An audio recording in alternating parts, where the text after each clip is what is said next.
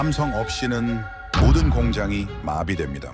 지금 일본 경제가 무너지기 직전입니다. 토요타의 모든 생산 라인이 멈춰섰기 때문인데요. 불과 일주일 전 모든 자동차에서 삼성 배터리를 빼겠다고 선언한 토요타. 삼성 정도는 충분히 대체 가능하다고 믿은 일본은 경제 안보를 빌미로 삼성을 완전히 추방하려고 했던 겁니다. 하지만 선언 48시간 뒤 일본의 오만함은 산산조각 났습니다. 대체 배터리는 검사 기준을 통과하지 못했고 토요타 모든 생산 라인이 멈추고 말았죠. 72시간 뒤면 재고가 바닥나는 최악의 상황. 일본 자동차공업협회의 긴급 결론은 바로 대체 불가. 바로 그때 일본이 움직였습니다. 비공개 채널로 서울에 연락해 살려달라고 매달린 것이죠. 도대체 무슨 일이 벌어진 걸까요? 삼성이 보여준 대역전의 72시간. 지금 시작합니다. 구독과 좋아요로 대한민국을 응원해주세요. 토요타 하이브리드가 왜 세계 최강인지 아시나요? 엔진이 좋아서가 아닙니다. 연비가 뛰어나서도 아니에요. 배터리입니다. 엔진과 모터를 이어주는 배터리가 핵심이에요. 그런데 그 배터리의 상당 부분이 한국에서 옵니다. 우리는 그걸 일존이라 불렀어요. 끊어야 할 사슬이라고 생각했죠. 저는 나카무라 겐지, 내각부 경제안보국 공급망위기 대응 국장입니다. 25해 공직 경험으로 저는 그 사슬을 끊을 수 있다고 확신했어요. 그게 얼마나 어리석은 확신이었는지 사흘 만에 깨달았습니다. 2025년 11월 27일이었어요. 경제산업성 대회의실에 업계 임원들이 모였습니다. 가와사키 심의관이 단상에 섰죠. 그의 목소리는 확신에 차 있었어요. 석 달입니다. 석 달 안에 한국 배터리 의존도를 제로로 만들겠습니다. 박수가 터졌어요. 환호하는 사람도 있었습니다. 저는 뒷자리에서 그 광경을 지켜봤어요. 뿌듯했습니다. 경제안보라는 이름 아래 우리가 추진해 온 방향이 드디어 결실을 맺는 느낌이었거든요. 가와사키가 배포한 일정표에는 단계별 전환 계획이 빼곡했어요. 첫 달에 대체 업체 선정, 둘째 달에 시험 가동, 셋째 달에 완전 전환. 깔끔한 그림이었습니다. 저는 그 표를 보면서 고개를 끄덕였어요. 이 정도면 충분하다고 생각했거든요. 회의가 끝난 뒤 가와사키가 제게 다가왔습니다. 그는 만족스러운 표정이었어요. 나카무라 국장, 반응이 좋습니다. 업계도 환영하고 있어요. 저도 웃으며 대답했죠. 수고하셨습니다. 일정대로만 가면 문제 없겠네요. 가와사키는 자신 있게 말했어요. 대체 업체들한테 이미 연락이 갔습니다. 다음 주면 샘플이 들어올 겁니다. 저는 안심했습니다. 모든 게 계획대로 흘러가고 있었거든요. 그런데 바로 그때 제 전화기가 울렸어요. 토요타 아이치 공장에서 온 연락이었습니다. 다나카 도시로 공장 운영총괄이었죠. 국장님, 방금 발표 내용 들었습니다. 그의 목소리는 평소와 달랐어요. 뭔가 걸리는 게 있는 듯한 톤이었죠. 저는 대수롭지 않게 받았습니다. 다나카 씨, 좋은 소식 아닙니까? 드디어 시작되는 겁니다. 그런데 다나카는 곧바로 본론을 꺼냈어요. 국장님, 검사 기준 말입니다. 대체 업체들이 우리 기준을 맞출 수 있을까요? 저는 잠시 멈칫했습니다. 검사 기준이라니, 그게 왜 문제가 되는 건지 바로 이해가 안 됐거든요. 기준이야 조정하면 되는 거 아닙니까? 다나카는 한숨을 쉬더니 말했어요. 하이브리드 배터리는 검사 항목이 12개입니다. 추적 기록까지 포함하면 서류만 수십 장이에요. 새 업체가 이걸 석 달 안에 갖출 수 있을까요? 저는 그 질문이 불편했습니다. 현장은 늘 보수적이라고 생각했거든요. 변화를 두려워하는 거라고 치부했어요. 다나카 씨, 너무 걱정하지 마세요. 조달팀에서 다 확인하고 있습니다. 다나카는 잠시 침묵했어요. 그러더니 조심스럽게 덧붙였죠. 국장님, 저희 라인 재고가 사흘치밖에 안 됩니다. 배터리 공급이 끊기면 라인이 바로 멈춰요. 사흘, 72시간. 그 숫자가 귀에 들어왔지만 저는 심각하게 받아들이지 않았습니다. 재고야 늘리면 되는 거 아닌가. 그렇게 생각했어요. 다나카의 질의서가 내각부로 올라왔을 때도 저는 우선순위를 낮게 매겼습니다. 지금 생각하면 그게 첫 번째 실수였어요. 며칠 뒤 조달팀 보고가 도착했습니다. 해외 업체 3곳에서 즉시 협의 가능이라는 회신이 왔다는 내용이었어요. 저는 안도했습니다. 역시 대안은 있었던 거죠. 중국 업체 하나, 유럽 업체 하나, 국내 업체 하나. 숫자만 보면 충분해 보였어요. 보고서에는 각 업체의 생산 능력과 단가가 정리돼 있었습니다. 깔끔한 표였어요. 저는 그 표를 믿었습니다. 표 안에 없는 것들이 문제라는 걸 몰랐거든요. 검사 기록, 추적 체계, 품질 인증. 그런 것들은 표에 숫자로 안 나오잖아요. 그날 저녁 총리실에서 연락이 왔어요. 아라키 비서관이었습니다. 나카무라 국장, 내일 아침 보고 준비되셨습니까? 저는 긴장했습니다. 총리실이 직접 챙긴다는 건 그만큼 관심이 높다는 뜻이었거든요. 네. 준비 중입니다. 대체 업체 현황과 일정을 정리하고 있어요. 아라키의 목소리는 차가웠죠. 리스크 항목도 넣으세요. 총리님께서 리스크를 수치로 보고 싶어 하십니다. 저는 긴장이 더해졌어요. 실패하면 안 된다는 압박이 밀려왔습니다. 알겠습니다. 리스크 분석까지 포함하겠습니다. 전화를 끊고 저는 밤새 팀원들과 자료를 정리했습니다. 대체 가능성, 일정 준수율, 비용 변동폭, 숫자들을 늘어놓았어요. 그런데 이상하게도 검사 기준 충족 여부라는 항목은 보고서에 들어가지 않았습니다. 팀원 한 명이 물었어요. 국장님, 검사 기준 쪽은 어떻게 할까요? 저는 잠시 고민했습니다. 다나카가 했던 말이 떠올랐거든요. 그런데 확인이 안 된 걸 넣을 수는 없었어요. 아직 확인 안 됐으니까 빼자. 나중에 추가하면 되지. 그게 두 번째 실수였습니다. 확인 안 된 건 없는 게 아니라 가장 먼저 확인했어야 하는 거였어요. 다음 날 언론 브리핑 자료가 돌았습니다. 경제 독립이라는 단어가 제목에 박혀 있었어요. 기자들은 열광했습니다. 드디어 한국 의존에서 벗어난다는 기사가 쏟아졌죠. 저는 그 기사들을 보면서 묘한 불안을 느꼈어요. 너무 빠르다는 생각이 들었거든요. 아직 시험도 안 했는데 벌써 성공한 것처럼 떠들고 있었습니다. 언론이 만들어낸 기대가 우리 발목을 잡을 수도 있겠다는 생각이 스쳤어요. 그런데 그 불안을 입 밖에 꺼내지는 않았습니다. 분위기를 깨고 싶지 않았거든요. 모두가 환호하는데 저 혼자 걱정을 늘어놓을 수는 없었어요. 그 무렵 토요타 내부에서 긴급 요청이 올라왔습니다. 대체 배터리 시험을 당장 시작해야 한다는 내용이었어요. 다나카가 보낸 문서였습니다. 그는 시험 없이 전환하면 라인이 멈출 수 있다고 적었어요. 저는 조급해졌습니다. 시험을 하면 시간이 걸리잖아요. 석 달 안에 끝내야 하는데 시험에 몇 줄을 쓸 수는 없었어요. 일정이 밀리면 총리실에 뭐라고 보고하나 그 생각이 먼저 들었습니다. 저는 병행하라고 지시했어요. 전환 준비와 시험을 동시에 하라고요. 현장에서 무리라고 했지만 저는 밀어붙였습니다. 지금 생각하면 무모한 판단이었어요. 그날 오후 도쿄증권거래소에서 연락이 왔습니다. 리스크 담당 스즈키였어요. 국장님, 잠깐 말씀드릴 게 있습니다. 저는 바쁜 척 대답했죠. 짧게 하세요. 지금 보고서 마무리 중입니다. 스즈키는 조심스럽게 말했어요. 관련 종목들이 움직이기 시작했습니다.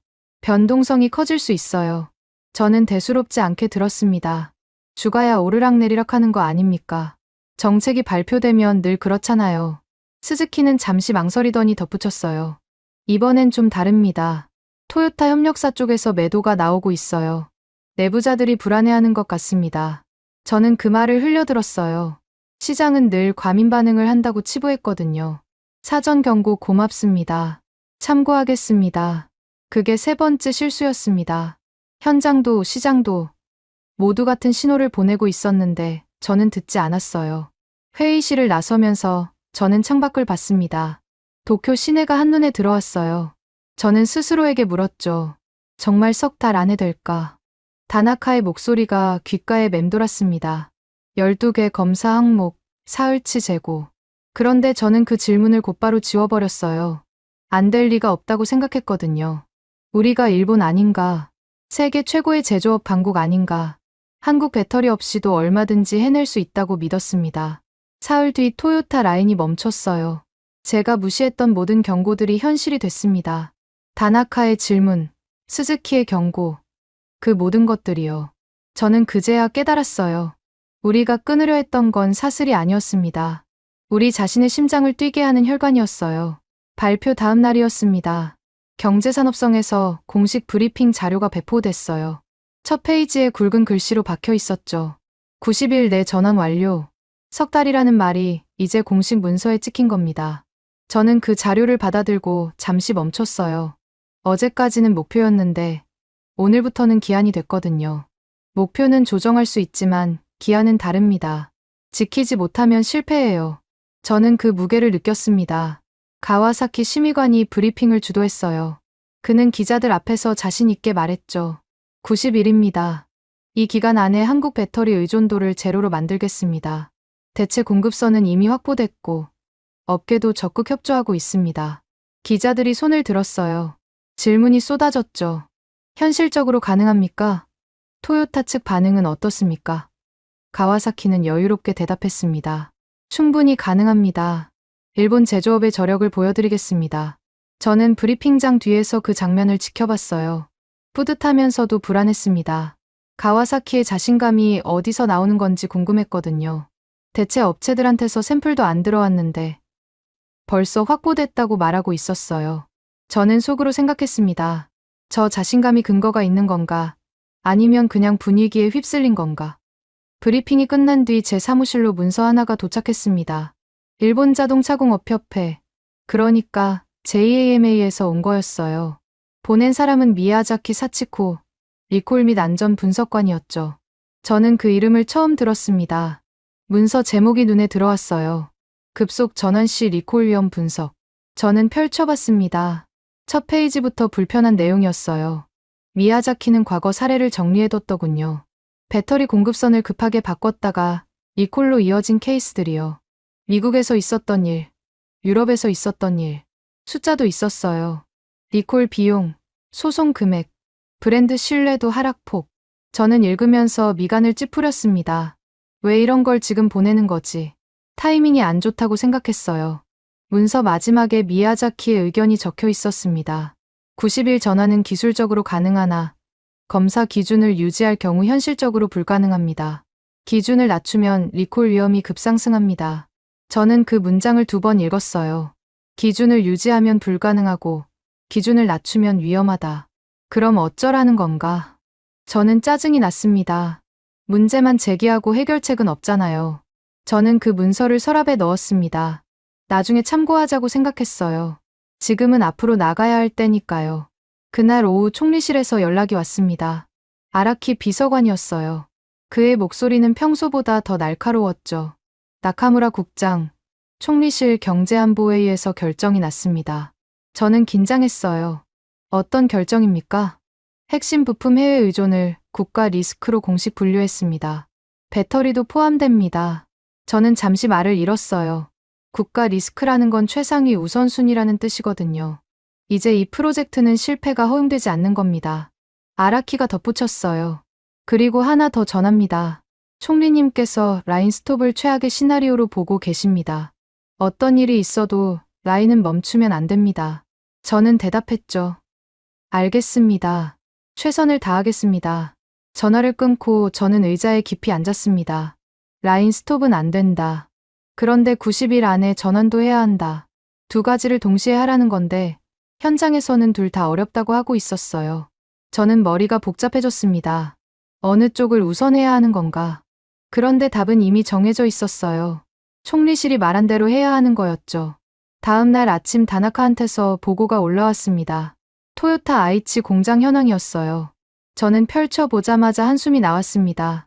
검사 공정 변경에 필요한 인력이 부족하다는 내용이었거든요. 다나카는 이렇게 적었어요. 현재 검사 인력으로는 새 배터리 적용 시험과 기존 라인 운영을 병행할 수 없습니다. 추가 인력 배치 또는 일정 조정이 필요합니다. 저는 그 보고서를 들고 가와사키에게 갔습니다. 그는 제 말을 듣더니 손을 저었어요. 나카무라 국장, 현장은 늘 그런 식입니다. 안 된다고 하면서 결국 해내요. 밀어붙이면 됩니다. 저는 반문했죠. 그런데 인력이 진짜 부족하면 어떻게 합니까? 가와사키는 단호하게 말했어요. 그건 토요타가 알아서 할 일입니다. 우리는 기한만 지키면 돼요. 90일. 이건 움직이지 않습니다. 저는 더 이상 말하지 않았습니다. 가와사키의 태도가 완강했거든요. 그는 이미 결정된 일이라고 생각하고 있었어요. 논의의 여지가 없었죠. 저는 사무실로 돌아오면서 생각했습니다. 현장이 정말 해낼 수 있을까? 그런데 그 의문을 입 밖에 꺼내지는 못했어요. 그날 오후 조달팀에서 좋은 소식이 왔습니다. 해외 업체 3곳과 샘플 테스트 일정이 잡혔다는 거였어요. 중국 업체가 다음 주, 유럽 업체가 그 다음 주, 국내 업체가 월말. 저는 안도했습니다. 드디어 구체적인 진전이 있는 거였거든요. 팀장이 보고하면서 말했어요. 샘플이 들어오면 바로 시험에 들어갑니다. 문제 없을 겁니다. 저는 고개를 끄덕였어요. 잘 됐네요. 일정대로 진행하세요. 그런데 마음 한구석이 개운치 않았습니다. 샘플 테스트가 통과될 거라는 보장이 없었거든요. 미야자키가 보낸 문서가 떠올랐어요. 검사 기준을 유지하면 불가능하다는 그 문장이요. 저는 고개를 저었습니다. 아니야. 해볼 때까지는 모르는 거야. 부정적으로 생각하면 안 돼. 저녁 무렵 스즈키한테서 또 연락이 왔습니다. 도쿄증권거래소 리스크 담당이었죠. 그는 어제보다 더 조심스러운 목소리였어요. 국장님, 오늘 종가 확인하셨습니까? 저는 안 봤다고 대답했어요. 왜요? 무슨 일 있습니까? 스즈키가 말했죠. 토요타 협력사 쪽 변동성이 더 커졌습니다. 어제보다 폭이 넓어요. 공매도도 늘고 있습니다. 저는 짜증이 났습니다. 스즈키 씨, 정책 발표 후에 주가가 움직이는 건 당연한 거 아닙니까? 며칠 지나면 안정될 겁니다. 스즈키는 잠시 침묵했어요. 그러더니 조심스럽게 말했죠. 그럴 수도 있습니다. 하지만 패턴이 좀 이상해요. 단순한 반응이 아니라 뭔가 구체적인 정보에 반응하는 것 같습니다. 저는 귀찮아졌어요. 구체적인 정보라니요. 무슨 정보가 있겠습니까? 스즈키가 대답했어요. 저도 모릅니다. 그냥 느낌이에요. 혹시 현장에서 뭔가 문제가 생긴 건 아닌가 싶어서요. 저는 단호하게 말했습니다. 문제 없습니다. 계획대로 진행 중이에요. 너무 걱정하지 마세요. 전화를 끊고 저는 창밖을 봤어요. 해가 지고 있었습니다. 스즈키의 말이 신경 쓰였어요.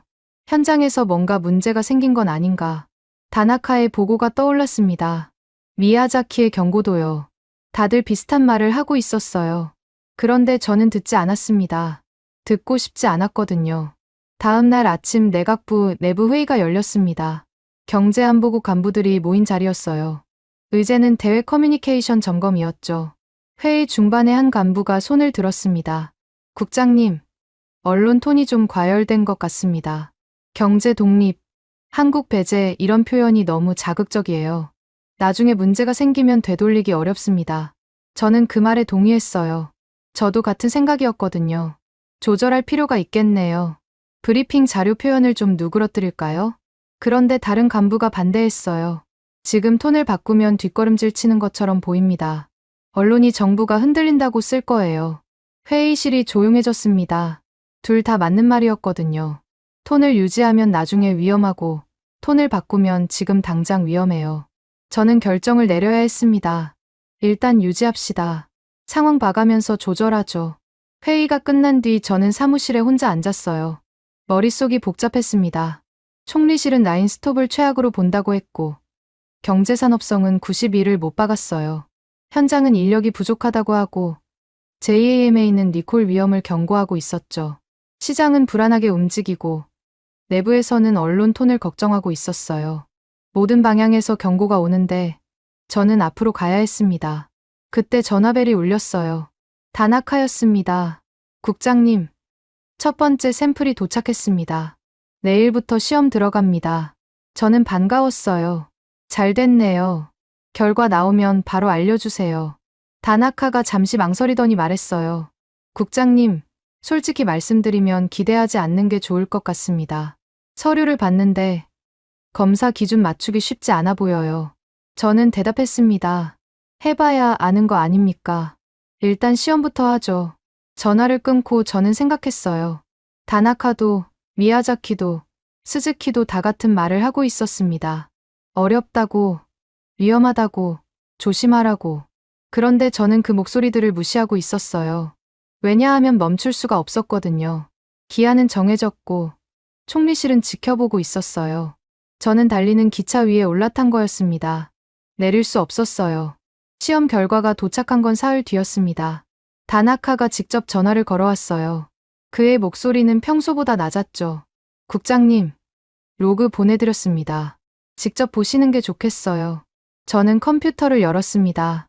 메일함에 파일이 와 있었어요. 제목은 샘플 시험 결과 1차 보고였죠. 저는 클릭했습니다. 첫 페이지를 보자마자 숨이 막혔어요. 탈락이었습니다. 첫 번째 샘플, 중국 업체 제품. 검사 항목 12개 중 4개에서 기준 미달. 저는 스크롤을 내렸어요. 두 번째 시험, 같은 샘플, 또 탈락. 세 번째, 네 번째, 다섯 번째, 전부 탈락이었습니다. 저는 다나카에게 다시 전화했어요. 다나카 씨, 이게 무슨 상황입니까? 7번이나 떨어졌다고요? 다나카가 대답했죠. 네, 국장님. 7번 연속입니다. 같은 항목에서 계속 걸려요. 저는 물었습니다. 어떤 항목입니까? 충방전 사이클 안정성, 온도 변화 대응, 셀 균형 유지. 이 세 개가 반복해서 문제입니다. 한국 배터리는 이 항목들에서 한 번도 문제가 없었어요. 라인 자체가 그 특성에 맞춰져 있거든요. 저는 잠시 말을 잃었습니다. 라인이 배터리에 맞춰져 있다. 그 말의 의미가 뒤늦게 들어왔어요. 배터리를 바꾸는 게 아니라 라인을 바꿔야 한다는 뜻이었거든요. 다나카가 이어서 말했습니다. 국장님, 솔직히 말씀드리겠습니다. 배터리만 교체하면 끝이라고 생각하셨죠? 그게 아닙니다. 하이브리드는 배터리 특성과 제어 시스템이 묶여 있어요. 단기 전환은 사실상 재설계입니다. 재설계, 그 단어가 머릿속에 박혔어요. 저는 90일 안에 부품 하나 바꾸는 거라고 생각했습니다. 그런데 현장에서는 공장 전체를 다시 짜야 한다고 말하고 있었어요. 저는 당황했습니다. 이걸 어떻게 보고하지? 총리실에 뭐라고 말해야 하나? 그날 오후 저는 아이치로 내려갔습니다. 직접 봐야겠다고 생각했거든요. 신칸센에서 내려 공장으로 향하는 동안 머릿속이 복잡했어요. 다나카의 말이 사실이라면 우리는 처음부터 잘못 계산한 겁니다. 대체가 아니라 재설계라면 90일은커녕 1년도 부족할 수 있어요. 공장에 도착하자 다나카가 마중 나와 있었습니다. 그는 말없이 저를 시험동으로 안내했어요. 복도를 걸으면서 그가 말했죠. 국장님, 현장 QA 팀장이 직접 설명드릴 겁니다. 저보다 더 정확하게 아는 사람이에요.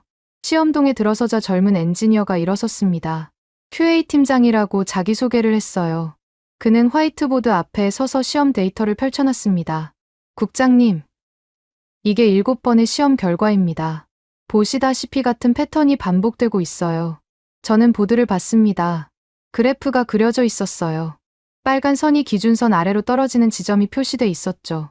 한 번이 아니라 매번 같은 구간에서 떨어지고 있었습니다. QA 팀장이 설명했어요. 충방전 사이클에서 전압 강화가 기준을 넘어섭니다. 한국 배터리는 이 구간에서 안정적이에요. 우리 라인 세팅이 그 특성에 맞춰져 있거든요. 대체 배터리는 특성이 달라서 라인 세팅을 바꾸지 않으면 계속 이렇게 됩니다. 저는 물었습니다. 라인 세팅을 바꾸면 되는 거 아닙니까? QA 팀장이 고개를 저었어요. 바꿀 수 있습니다. 하지만 최소 2주가 걸려요. 그것도 모든 검사 항목을 다시 세팅한다는 전제에서요. 그리고 그동안 라인은 멈춰야 합니다. 2주. 라인 정지. 저는 그 조합이 무엇을 의미하는지 알았습니다. 총리실이 가장 우려하는 시나리오였거든요. 다나카가 옆에서 말했어요. 국장님, 그리고 한 가지 더 있습니다. 라인이 멈추면 협력사 납품도 같이 멈춥니다. 저희 라인 하나가 서면 부품 공급하는 업체 수십 곳이 연쇄로 영향받아요. 작년에 반도체 부족 때도 비슷한 일이 있었죠. 그때 협력사 3곳이 문 닫았습니다. 저는 그 말에 등골이 서늘해졌어요.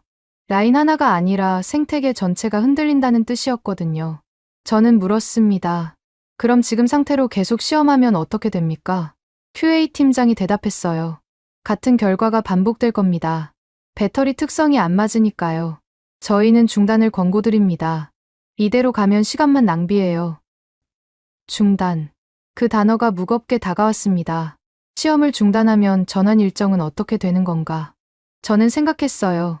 그런데 계속해도 결과가 안 나온다면 중단하는 게 맞는 거였죠. 저는 고개를 끄덕였습니다. 공장을 나서면서 다나카가 조용히 말했어요. 국장님, 저도 처음에는 가능하다고 생각했습니다. 배터리 바꾸는 게 뭐가 어렵겠나 싶었죠. 그런데 현장에서 직접 보니까 다르더군요. 하이브리드는 엔진이 있어도 배터리가 멈추면 같이 멈춥니다. 그게 구조예요. 저는 아무 말도 못했습니다. 그가 맞았거든요. 저는 책상에서 숫자만 보고 결정을 내렸어요. 현장을 몰랐습니다. 도쿄로 돌아오는 신칸센 안에서 미야자키한테서 메일이 왔습니다. 새로운 문서였어요. 제목은 기준 하향시 리콜 위험 분석, 최종본이었죠. 저는 열어봤습니다. 미야자키는 결론을 한 문장으로 정리해뒀어요. 검사 기준을 하향 조정할 경우 리콜 발생 확률이 현행 대비 3배 이상 증가합니다. 기준 하향은 권고하지 않습니다. 문서 하단에 미야자키의 서명이 있었어요. 날짜와 함께요. 그녀는 자기 이름을 걸고 이 결론을 내린 겁니다. 저는 그 서명을 보면서 무거워졌어요. 기준을 낮추면 리콜이고 기준을 유지하면 전환 불가. 어느 쪽을 선택해도 문제였습니다. 다음 날 아침 내각부 회의가 열렸습니다. 현장 점검 결과를 보고하는 자리였어요. 저는 시험 로그와 QA팀 분석, 미야자키 문서를 모두 가져갔습니다. 회의실에는 경제산업성 가와사키도 와 있었죠. 저는 스크린에 자료를 띄우면서 말했어요. 현장에서 확인한 결과입니다. 샘플 시험이 7번 연속 탈락했습니다. 원인은 배터리 특성과 라인 세팅의 불일치입니다. 회의실이 조용해졌어요. 저는 이어서 말했습니다. 현장 QA팀은 시험 중단을 권고했습니다. 라인 세팅을 바꾸려면 최소 2주가 필요하고 그동안 라인은 멈춰야 합니다. 가와사키가 손을 들었어요. 잠깐요. 나카무라 국장. 그럼 어쩌자는 겁니까? 포기하자는 건가요? 저는 대답했죠. 포기가 아니라 현실을 말씀드리는 겁니다. 90일 안에 전환하려면 기준을 낮춰야 하는데 JAMA 분석에 따르면 그러면 리콜 위험이 3배로 뜁니다. 가와사키가 인상을 찌푸렸어요. 리콜 위험은 예측일 뿐입니다. 확정된 게 아니잖아요. 저는 미야자키 문서를 보여줬습니다. 이건 JAMA 공식 분석입니다. 미야자키 분석관이 서명했어요. 기준 하향은 권고하지 않는다고 명시돼 있습니다. 회의실에 긴장이 흘렀어요. 가와사키와 저 사이의 기류가 달라졌거든요. 그가 말했습니다. 그럼 보고서에 재설계 필요라고 쓸 겁니까? 그러면 90일 계획은 사실상 폐기되는 겁니다. 총리실에 그렇게 보고할 수 있어요? 저는 잠시 망설였어요. 그 문구를 넣으면 지금까지 한 모든 게 물거품이 됩니다. 언론에 발표한 것도, 업계에 약속한 것도요. 그런데 넣지 않으면 거짓 보고가 되는 거였죠. 다른 간부가 끼어들었어요. 문구를 좀 부드럽게 할 수는 없습니까? 재설계보다는 추가 검토 정도로요. 저는 고개를 저었습니다. 현장 상황을 보면 추가 검토로는 안 됩니다. 본질적인 구조 문제입니다. 가와사키가 책상을 쳤어요. 나카무라 국장, 겁먹지 마세요. 대체 샘플을 더 투입하면 됩니다. 한 업체가 안 되면 다른 업체로 가는 거예요. 아직 유럽 업체랑 국내 업체 샘플도 안 들어왔잖습니까? 저는 그 말에 분노가 치밀었어요. 겁먹지 말라고요.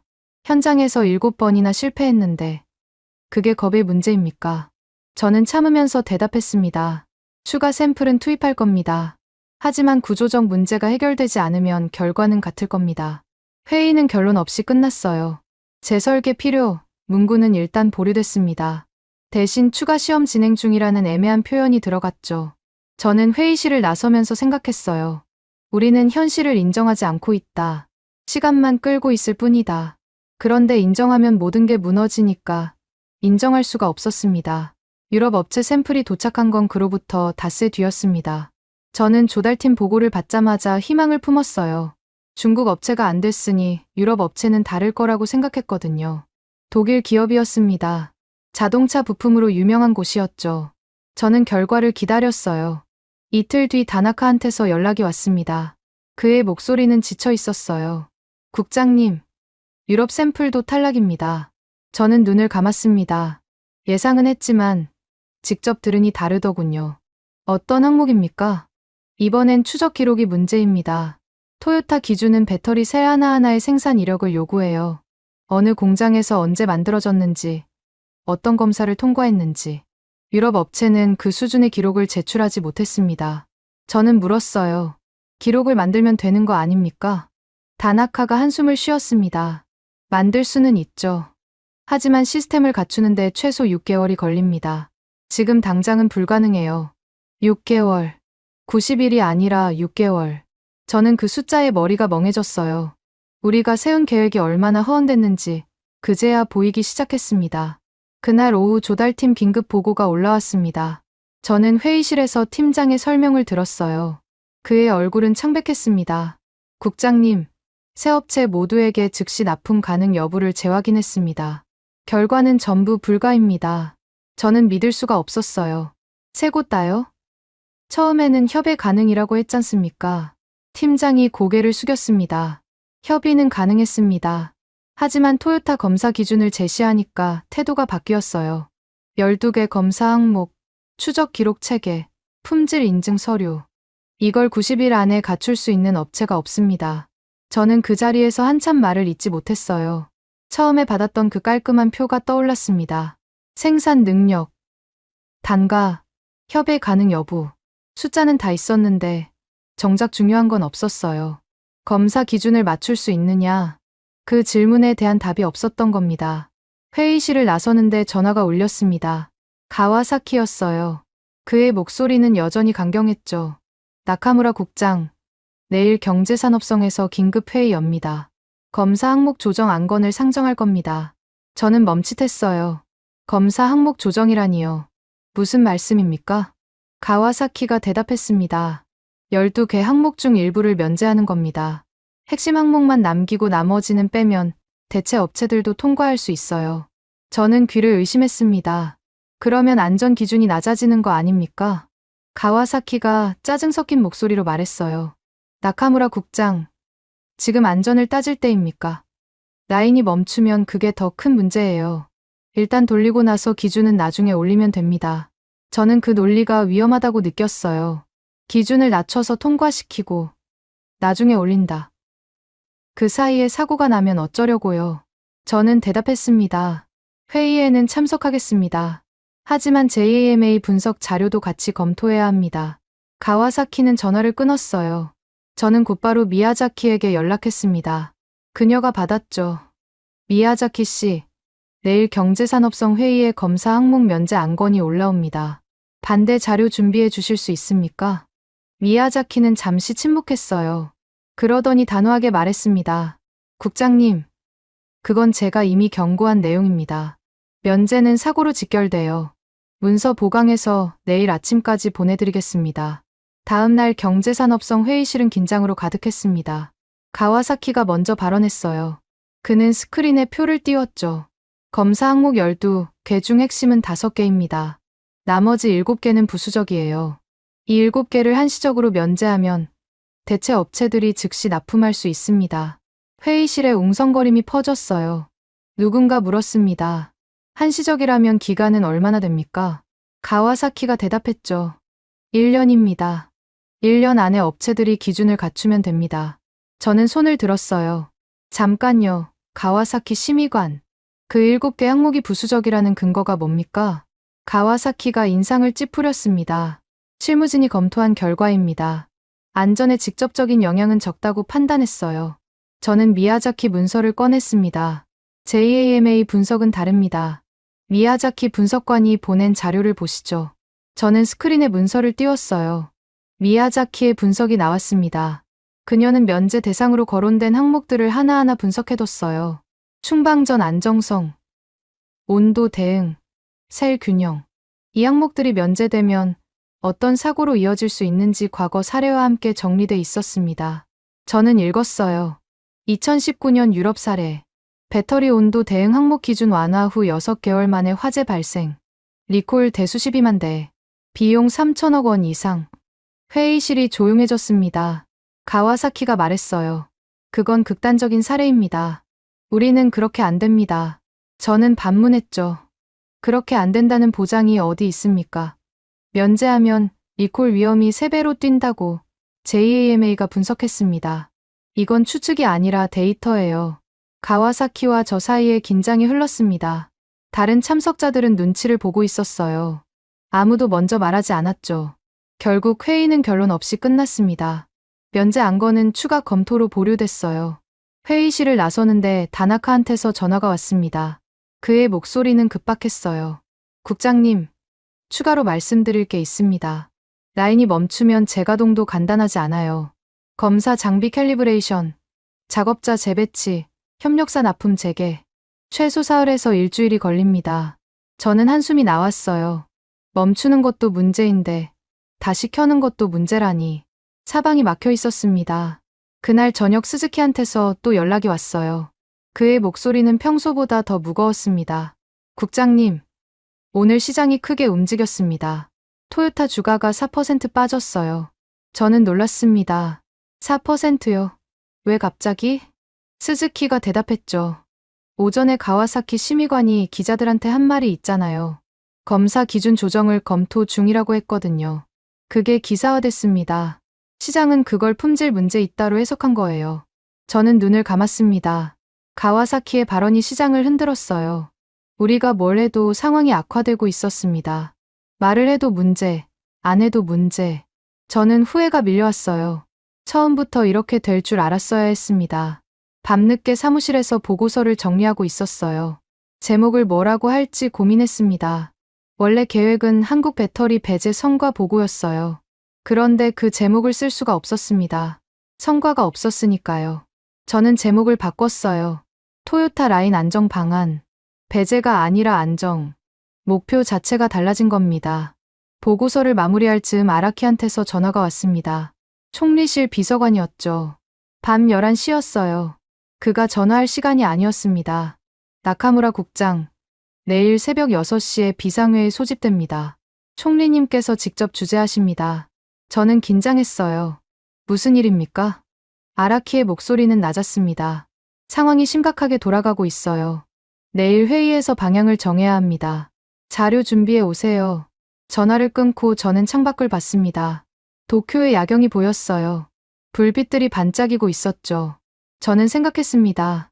우리가 끊으려 했던 건 사슬이 아니었어요. 그건 우리 자신을 지탱하는 구조였습니다. 한국 배터리를 빼면 토요타 라인이 버틸 수 없다. 그게 반전의 본질이었어요. 대체 불가능. 그 단어가 머릿속에 선명하게 새겨졌습니다. 새벽 회의가 어떻게 될지 알 수 없었어요. 그런데 한 가지는 확실했습니다. 이제 목표는 바뀌어야 한다. 배제가 아니라 생존.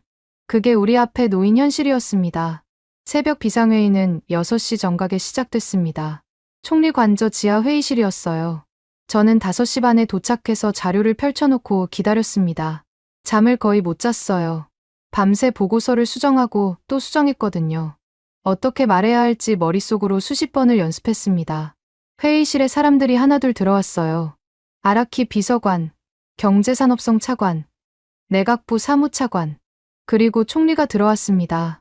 모두 일어섰죠. 총리는 자리에 앉으며 말했어요. 앉으세요. 시간이 없습니다. 그 한마디에 회의실 공기가 바뀌었어요.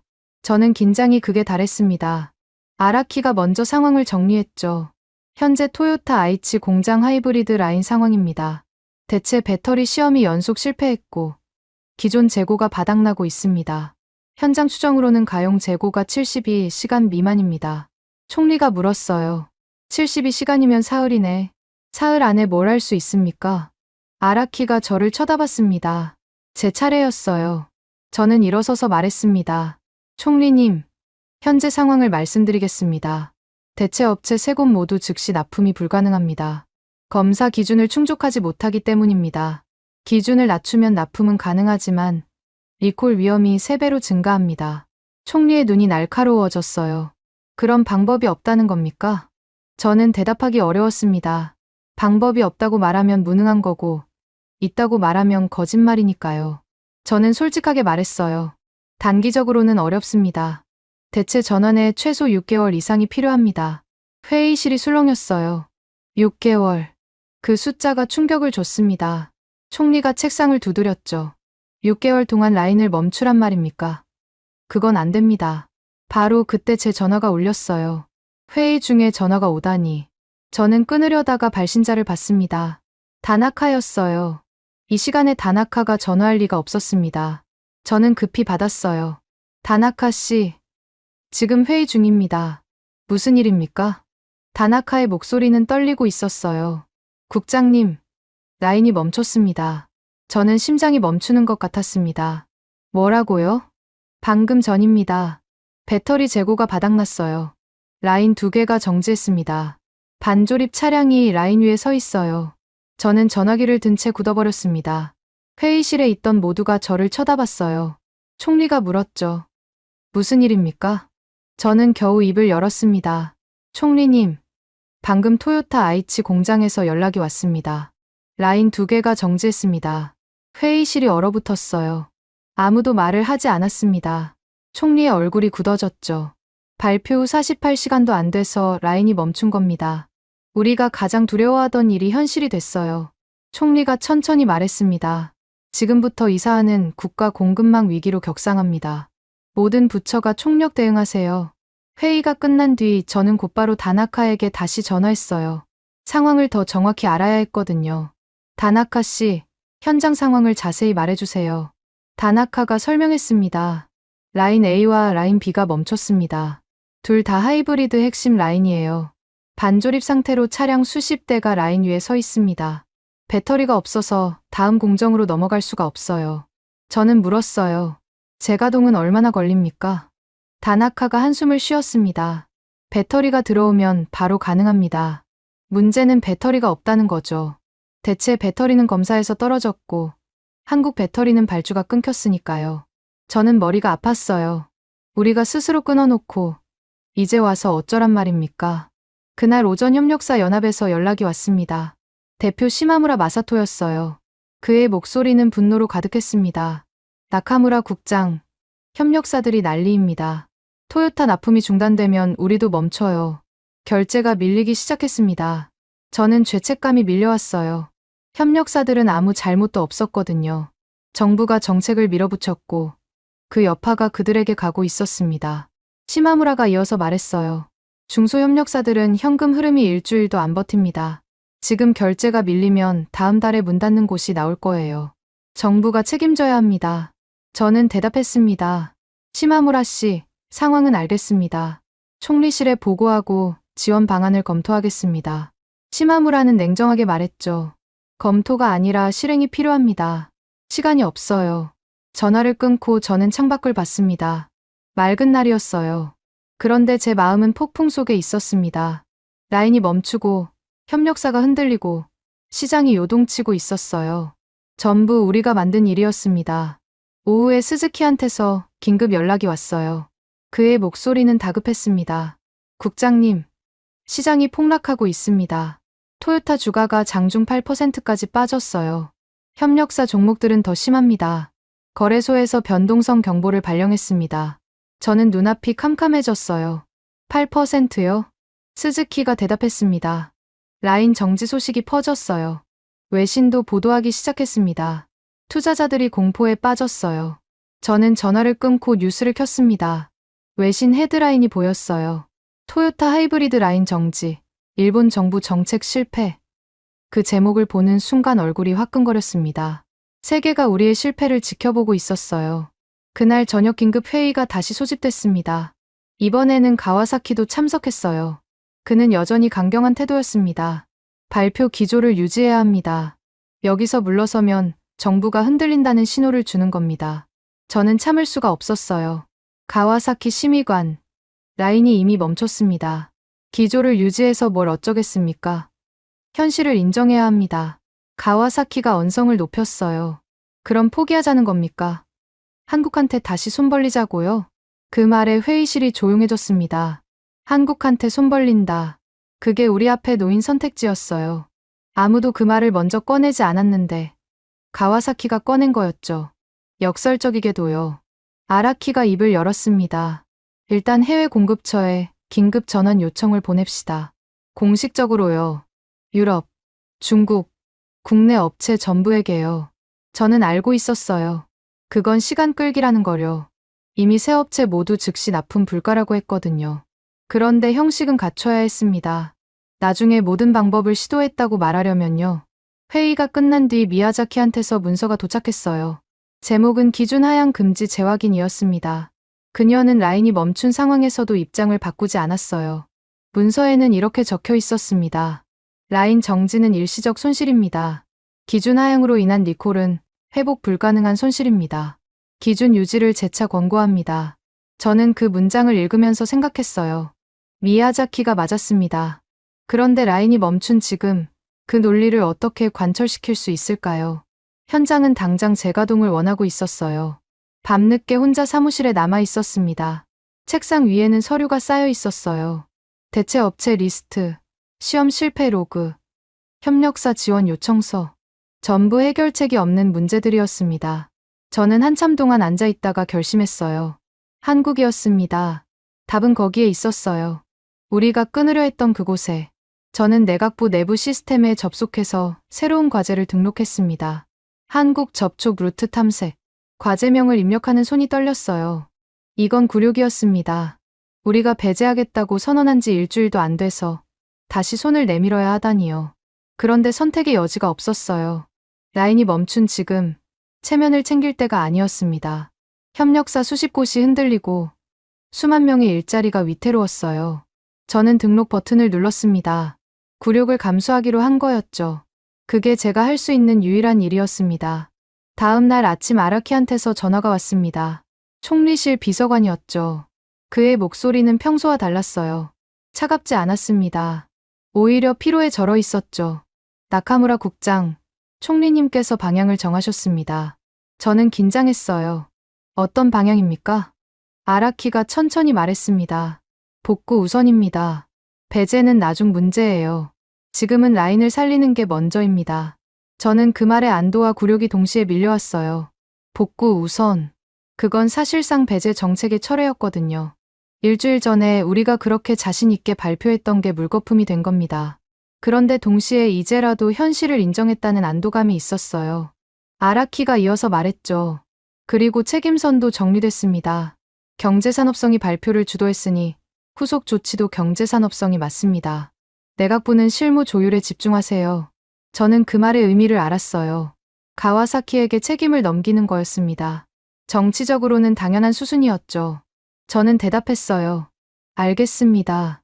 실무에 집중하겠습니다. 전화를 끊고 저는 곧바로 가와사키에게 연락했습니다. 경제산업성 브리핑 자료에서 배제 문구를 빼달라고 요청해야 했거든요. 가와사키가 받았어요. 그의 목소리는 지쳐 있었습니다. 나카무라 국장, 무슨 일입니까? 저는 단도직입적으로 말했어요. 가와사키 심의관, 브리핑 자료 표현을 바꿔야 합니다. 배제라는 단어를 빼주세요. 가와사키가 잠시 침묵했습니다. 그러더니 낮은 목소리로 물었죠. 총리실 지시입니까? 네. 복구 우선으로 방향이 바뀌었습니다. 가와사키는 한숨을 쉬었어요. 알겠습니다. 오늘 오후 브리핑부터 바꾸겠습니다. 저는 전화를 끊으면서 생각했어요. 가와사키도 알고 있었던 거였습니다. 이미 게임이 끝났다는 거요. 그는 저항하지 않았어요. 저항할 명분이 없었으니까요. 그날 오전 조달팀에서 최종 회신이 도착했습니다. 해외 업체 3곳 모두 즉시 공급 불가라는 공식 답변이었어요. 중국 업체는 물량 확보에 석 달이 필요하다고 했고, 유럽 업체는 검사 기록 체계 구축에 6개월이 걸린다고 했습니다. 국내 업체는 생산 라인 자체가 규모에 못 미친다고 했어요. 저는 그 문서를 보면서 절망했습니다. 3곳 모두요. 우리가 믿었던 대안이 전부 사라진 거였어요. 처음에 협의 가능이라고 했던 그 업체들이 막상 기준을 들이대니까 전부 손을 뺐습니다. 저는 책상에 문서를 내려놓고 한참 동안 앉아 있었어요. 이제 진짜 선택지가 없었습니다. 오후에 다나카한테서 긴급 연락이 왔어요. 그의 목소리는 급박했습니다. 국장님, 상황이 더 나빠졌습니다. 내일 안에 라인 씨도 멈출 것 같아요. 저는 놀랐습니다. 라인 씨까지요. 왜 갑자기? 다나카가 설명했어요. 배터리 재고가 생각보다 빨리 바닥나고 있습니다. 24시간 내에 추가 정지가 발생할 거예요. 지금 3개 라인 중 2개가 멈춘 건데 내일이면 3개 전부 멈춥니다.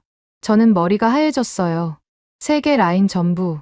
그러면 토요타 하이브리드 생산이 완전히 중단되는 겁니다. 저는 물었어요. 얼마나 버틸 수 있습니까?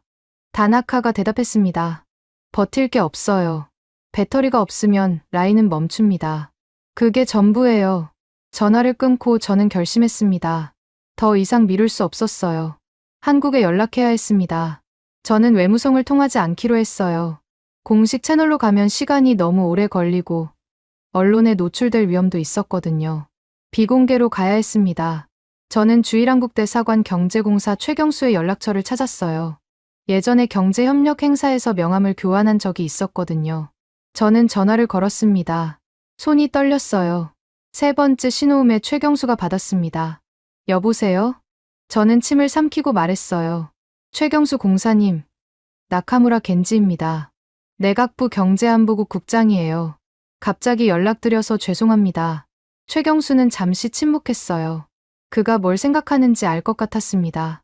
일주일 전에 한국 배터리를 빼겠다고 발표한 사람이 전화를 걸어왔으니까요. 그가 천천히 말했습니다. 나카무라 국장님, 무슨 일이십니까?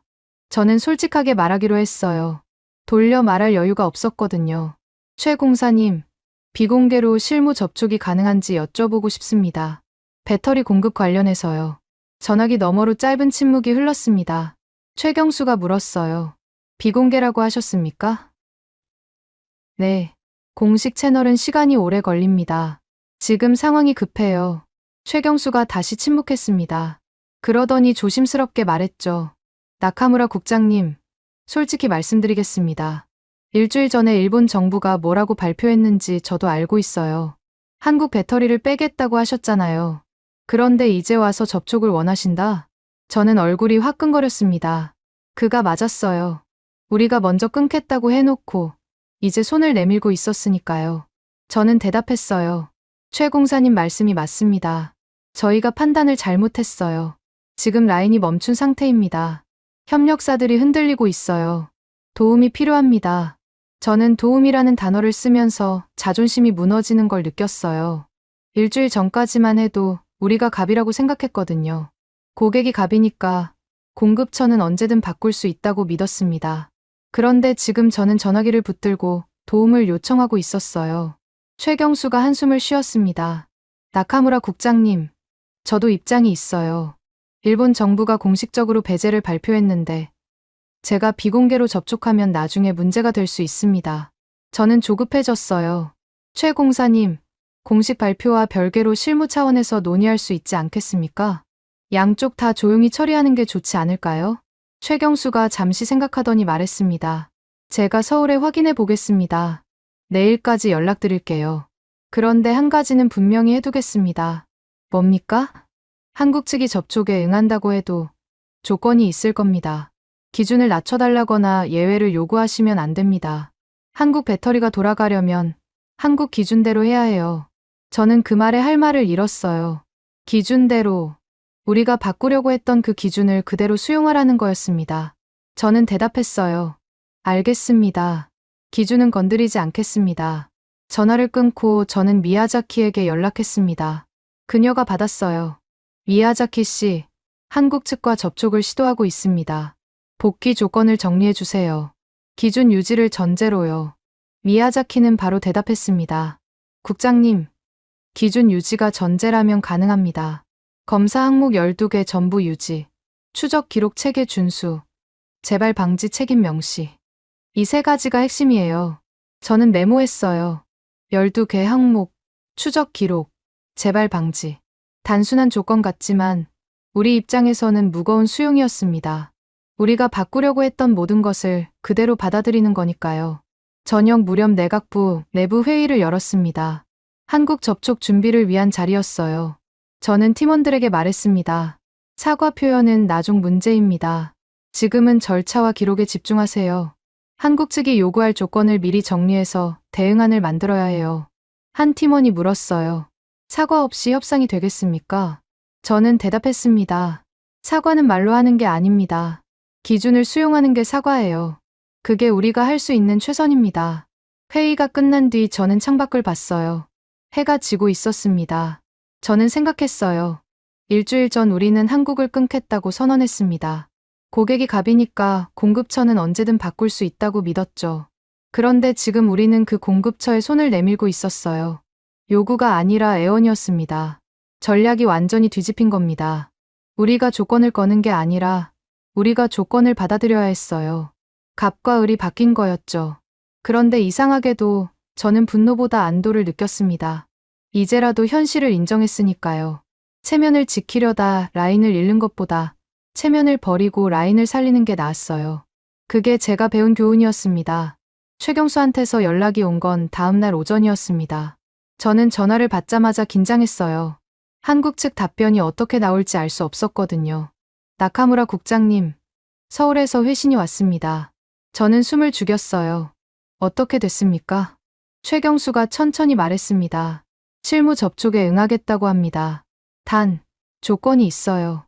저는 예상했던 대로였어요. 어떤 조건입니까? 삼성 SDI 글로벌 품질 총괄 박기철 상무가 직접 기준을 설명하겠다고 합니다. 그 자리에서 일본 측이 기준 수용 여부를 확인해야 해요. 예외나 조정 요청은 받지 않겠다고 합니다. 저는 그 말에 잠시 멈췄어요. 예외 없음, 조정 없음. 한국 측은 처음부터 선을 긋고 들어오는 거였습니다. 저는 대답했어요. 알겠습니다. 그 조건으로 진행하겠습니다. 전화를 끊고 저는 아라키에게 보고했습니다. 총리실 승인이 필요했거든요. 아라키는 잠시 생각하더니 말했어요. 박기철이라 삼성 SDI에서 30년 넘게 품질 업무를 맡은 사람이죠. 업계에서는 전설적인 인물이라고 들었습니다. 저는 몰랐어요. 그 이름을 처음 들었거든요. 아라키가 이어서 말했습니다.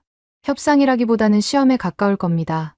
박기철이 기준을 설명하고 우리가 수용하느냐 마느냐. 그게 전부예요. 저는 고개를 끄덕였어요. 시험. 그 표현이 정확했습니다. 우리가 협상 테이블에 앉는 게 아니라 심사를 받으러 가는 거였어요. 그날 오후 비공개 화상 회의가 열렸습니다. 도쿄 내각부 회의실과 서울을 연결했어요. 화면에 박기철의 얼굴이 나타났습니다. 60대 초반으로 보였어요. 흰머리가 섞인 단정한 모습이었죠. 그의 눈빛은 차분했지만 단단했습니다. 박기철이 먼저 입을 열었어요. 나카무라 국장님, 시간이 없으니 본론으로 들어가겠습니다. 저는 고개를 끄덕였어요. 인사치레를 기대하지 않았거든요. 박기철이 화면에 문서를 띄웠습니다. 검사 항목 12개가 나열돼 있었어요. 그가 하나씩 설명하기 시작했죠. 첫 번째, 충방전 사이클 안정성.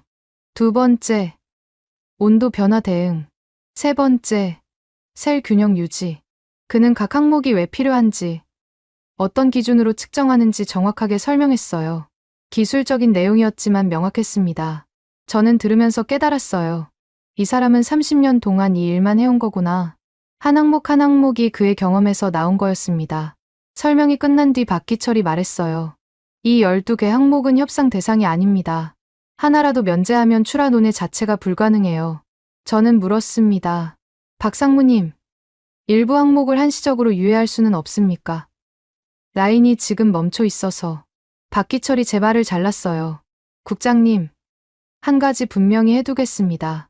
그의 목소리는 높아지지 않았어요. 오히려 더 낮아졌죠. 그런데 그 낮은 목소리가 더 무겁게 느껴졌습니다. 기준은 우리가 만든 게 아닙니다. 30년 동안 사고가 날 때마다, 리콜이 터질 때마다 한 줄씩 추가된 겁니다. 이 기준 하나하나에 사람들의 안전이 걸려 있어요. 제가 임의로 빼줄 수 있는 게 아닙니다. 저는 할 말을 잃었어요. 그가 맞았거든요. 기준은 협상 대상이 아니었습니다. 우리가 수용하거나 아니면 포기하거나 둘 중 하나였어요. 박기철이 이어서 말했습니다. 그리고 추적 기록 체계도 마찬가지입니다. 배터리 셀 하나하나의 생산 이력, 검사 기록, 출하 승인. 이 서류가 없으면 문제가 생겼을 때 원인을 추적할 수가 없어요. 나중에 사고가 나면 누가 책임집니까? 저는 고개를 숙였습니다. 책임. 그 단어가 가슴에 박혔어요. 우리는 기준을 낮춰서 빨리 돌리려고 했는데 그게 결국 책임 회피였던 거죠. 문제가 생기면 누군가 다치고 누군가 책임져야 하는데 우리는 그 부분을 외면하고 있었어요. 회의가 끝난 뒤 저는 아라키에게 보고했습니다. 박기철 상무가 예외 없음을 못 박았습니다. 기준 전체를 수용해야 합니다. 아라키가 물었어요. 수용하면 출하가 재개됩니까? 단계적으로 가능합니다. 24시간 내에 1차 물량이 나올 수 있다고 했어요. 단, 검사 완료 확인 절차를 거쳐야 합니다. 아라키는 잠시 생각했습니다. 서울에 직접 가야겠네요. 협상단을 구성합시다. 저는 놀랐어요. 직접 가신다고요? 아라키가 고개를 끄덕였습니다. 총리님께서 직접 지시하셨어요. 이건 실무 협의가 아니라 의지 표명입니다. 서울에 가서 기준 수용 의사를 직접 전달해야 해요. 그날 저녁 미야자키한테서 문서가 도착했습니다. 제목은 단기 대체 불가, 최종 보고서였어요. JAMA 공식 문서였습니다. 미야자키가 서명한 결론이 적혀 있었죠. 현 시점에서 한국 배터리를 대체할 수 있는 공급선은 존재하지 않음. 대체 전환에는 최소 2년 이상이 소요될 것으로 추정됨. 단기 대체 불가를 공식 결론으로 확정함. 저는 그 문장을 읽으면서 체념이 밀려왔어요. 2년, 90일이 아니라 2년이었습니다. 우리가 얼마나 현실을 모르고 있었는지 이제야 문서로 확정된 거였어요. 저는 미야자키에게 전화했습니다. 미야자키 씨, 보고서 받았습니다. 총리실에 이대로 올리겠습니다. 미야자키가 대답했어요. 국장님, 한 가지 더 말씀드릴 게 있습니다. 이 결론이 나오기까지 현장에서 많은 분들이 고생하셨어요. 다나카 총괄님이 밤새 데이터를 정리해서 보내주셨거든요. 저는 다나카 생각이 났어요. 처음부터 경고했던 사람이었죠. 검사 기준, 라인 특성, 재고 한계. 그가 했던 말들이 전부 맞았습니다. 저는 그때 듣지 않았어요. 다음 날 아침 다나카한테서 연락이 왔습니다. 그의 목소리는 지쳐 있었어요. 국장님, 현장 상황 보고 드립니다. 작업자들 대기 전환이 시작됐습니다. 라인이 멈추니까 할 일이 없어요. 협력사 납품도 120곳이 지연 상태입니다. 120곳. 저는 그 숫자에 가슴이 무거워졌어요. 라인 하나 멈추는 게 이렇게 많은 사람들에게 영향을 주는 거였습니다. 다나카가 이어서 말했어요. 국장님, 솔직히 말씀드리면 현장에서는 분노가 많습니다. 정부가 정책을 밀어붙여서 이렇게 됐다고 생각하거든요. 그런데 지금은 그런 거 따질 때가 아니에요. 일단 라인을 살려야 합니다. 저는 그 말에 죄책감이 밀려왔어요. 정부가 만든 위기였습니다. 저도 그 결정에 참여했고요. 저는 대답했어요. 다나카 씨, 서울 협상이 진행 중입니다. 곧 결과가 나올 겁니다. 다나카가 물었어요. 한국 측이 응하겠습니까? 저는 솔직하게 말했습니다. 기준을 전부 수용하면 응하겠다고 했어요. 예외 없이요. 다나카가 한숨을 쉬었어요. 그렇군요. 결국 처음부터 그렇게 했어야 하는 거였네요. 저는 아무 말도 못했습니다. 그가 맞았거든요. 처음부터 기준을 존중했으면 이 지경까지 오지 않았을 거예요. 그날 오후 시마무라한테서 또 연락이 왔습니다. 협력사 연합 대표였죠. 나카무라 국장. 협력사 결제 유예가 한계입니다. 다음 주까지 해결 안 되면 문 닫는 곳이 나옵니다. 저는 대답했어요. 시마무라 씨, 서울 협상 결과가 곧 나옵니다. 조금만 더 버텨주세요. 시마무라가 쓴웃음을 지었어요. 버티라고요? 우리가 뭘 잘못했다고 버팁니까? 정부가 만든 일 아닙니까? 저는 할 말이 없었습니다. 그가 맞았어요. 협력사들은 피해자였습니다. 저녁에 아라키가 연락해왔어요. 서울행 협상단이 승인됐습니다. 내일 출발합니다. 저는 안도했어요. 드디어 움직이는 거였습니다. 아라키가 덧붙였죠. 나카무라 국장, 기준 수용 문서 초안 준비됐습니까? 저는 대답했습니다. 네. 미야자키 씨가 정리해줬어요. 사과 문구는 빼고 기준 수용과 이행 일정만 넣었습니다. 아라키가 고개를 끄덕였어요. 잘했습니다. 사과는 말로 하는 게 아니에요. 기준을 받아들이는 게 사과입니다. 저는 그 말이 가슴에 남았어요. 기준을 받아들이는 게 사과다. 우리가 할 수 있는 건 그것뿐이었습니다. 체면을 지키려다 라인을 잃을 뻔했어요. 이제는 체면 대신 기준을 선택한 거였죠. 그게 우리가 배운 교훈이었습니다. 서울 협상은 2025년 12월 1일에 시작됐습니다. 저는 아라키와 함께 김포공항에 내렸어요. 비행기에서 내리는 순간 묘한 기분이 들었습니다. 일주일 전에는 한국을 끊겠다고 선언했는데 이제 손을 내밀러 온 거였거든요. 협상 장소는 서울 삼성동이었어요. 삼성 SDI 본사 회의실이었죠.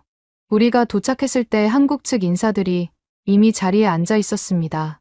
박기철 상무, 그리고 한국산업부 배터리 정책관 이정숙. 두 사람의 표정은 담담했어요. 승자의 여유 같은 건 없었습니다. 그냥 일을 처리하러 온 사람들의 얼굴이었죠. 박기철이 먼저 입을 열었어요. 시간이 없으니 바로 시작하겠습니다. 저는 고개를 끄덕였습니다.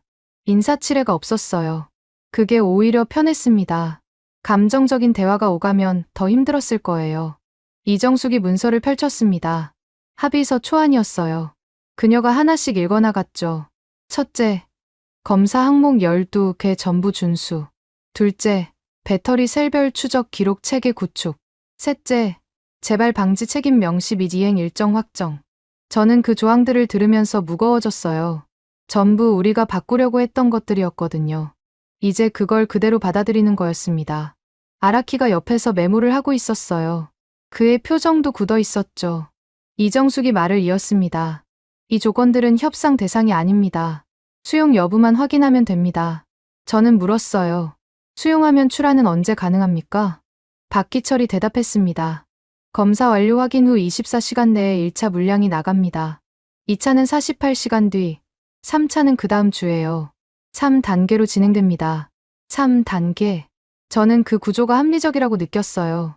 한꺼번에 쏟아붓는 게 아니라 단계적으로 확인하면서 가는 거였죠. 리스크를 관리하는 방식이었습니다. 아라키가 입을 열었어요. 일본 정부를 대표해서 말씀드립니다. 조건을 전부 수용하겠습니다. 회의실이 잠시 조용해졌어요. 그 한마디가 모든 걸 끝냈습니다. 우리가 일주일 동안 버티고 밀어붙이고 실패했던 모든 것들이 그 문장 하나로 정리된 거였죠. 박기철이 고개를 끄덕였어요. 알겠습니다. 그럼 세부 일정을 확정하죠. 그 뒤로 2시간 동안 실무 협의가 이어졌습니다. 검사 일정, 출하 절차, 기록 공유 방식, 하나하나 문서로 남겼어요. 감정적인 말은 한마디도 없었습니다. 숫자와 날짜와 책임 소재만 오갔죠. 저는 그게 오히려 다행이라고 생각했어요. 사과나 비난이 오갔으면 더 힘들었을 거예요. 협의가 끝난 뒤 이정숙이 말했습니다. 나카무라 국장님, 한 가지 말씀드릴 게 있습니다. 저는 긴장했어요. 뭔가 추가 조건이 나오는 건가 싶었거든요. 그런데 이정숙의 말은 예상과 달랐습니다. 이번 일을 조건 거래로 보지 않으셨으면 합니다. 우리가 출하를 재개하는 건 일본이 요청해서가 아니에요. 기준을 충족했기 때문입니다. 그 차이를 이해해 주시면 좋겠어요. 저는 그 말의 의미를 곱씹었어요. 조건 거래가 아니라 기준 충족. 한국은 우리에게 은혜를 베푸는 게 아니었습니다. 우리가 기준을 맞췄으니 출하하는 거였어요. 갑을 관계가 아니라 기준과 이행의 관계였죠. 저는 대답했습니다. 이해합니다. 감사합니다. 서울을 떠나는 비행기 안에서 저는 창밖을 봤어요. 구름이 펼쳐져 있었습니다. 아라키가 옆에서 말했죠. 나카무라 국장, 이제 시작입니다. 돌아가면 내부 절차를 바꿔야 해요. 저는 알고 있었어요. 합의서에 서명한 건 끝이 아니라 시작이었습니다. 기록 공유 시스템을 구축하고 검사 절차를 정비하고 협력사들과 조율해야 했어요. 일이 산더미였죠. 도쿄에 도착한 다음 날 박기철한테서 연락이 왔습니다. 1차 출하 물량 승인이 완료됐다는 소식이었어요. 저는 곧바로 다나카에게 전달했습니다. 다나카 씨, 배터리가 들어옵니다. 24시간 내에 도착해요. 다나카의 목소리가 떨렸어요. 정말입니까? 진짜 들어오는 겁니까? 네. 1차 물량이 오늘 출발했습니다. 다나카가 한숨을 내쉬었어요. 안도의 한숨이었죠. 국장님, 감사합니다. 현장에 전달하겠습니다. 이틀 뒤 다나카한테서 다시 연락이 왔습니다. 국장님, 라인 A가 재가동됐습니다. 저는 그 말에 눈을 감았어요. 재가동. 일주일 넘게 멈춰있던 라인이 다시 돌아가기 시작한 거였습니다. 저는 물었어요. 작업자들 상태는 어떻습니까? 다나카가 대답했죠. 다들 지쳐있지만 라인이 돌아가니까 표정이 밝아졌어요. 협력사들한테도 연락 왔습니다. 납품 재개한다고요. 저는 시마무라 생각이 났어요. 협력사 연합 대표였죠. 그에게도 연락해야 했습니다. 저는 전화를 걸었어요. 시마무라 씨, 라인이 재가동됐습니다. 납품도 순차적으로 재개될 거예요. 시마무라가 잠시 침묵했어요. 그러더니 말했습니다. 국장님, 솔직히 말씀드리면 아직 화가 풀리지 않았어요. 정부 때문에 이 고생을 했으니까요. 그런데 지금은 그런 거 따질 때가 아니죠. 일단 돌아가는 게 중요합니다. 저는 그 말에 고개를 숙였어요. 시마무라가 맞았거든요. 정부가 만든 위기였습니다.